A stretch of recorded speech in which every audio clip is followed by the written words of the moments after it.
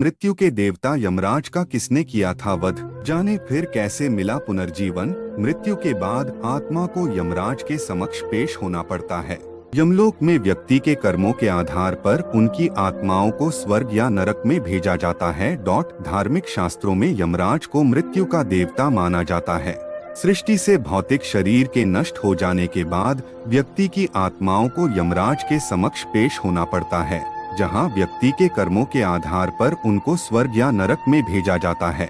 यमराज के सहयोगी चित्रगुप्त आत्माओं के कर्मों का हिसाब रखते हैं, लेकिन क्या आप जानते हैं जो स्वयं दूसरों के प्राण हरते हैं उनकी भी मृत्यु हो गई थी, जिसकी एक पौराणिक कथा प्रचलित है। चलिए जानते हैं इसे। यमराज की मृत्यु से जुड़ी इस कथा के बारे में।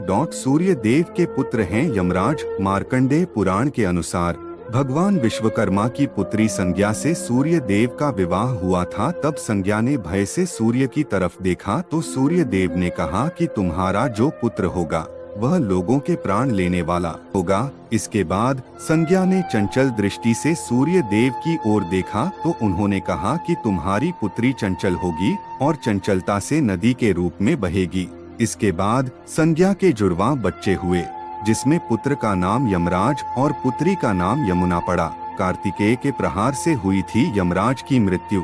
एक कथा के अनुसार एक बार राजा श्वेत अपना राज्य त्याग कर भगवान शिव की भक्ति में लीन हो गए थे। कुछ समय बीतने के बाद यमदूत मुनि श्वेत के प्राण लेने आए। तब श्वेत मुनि प्राण त्यागना नहीं चाहते थे।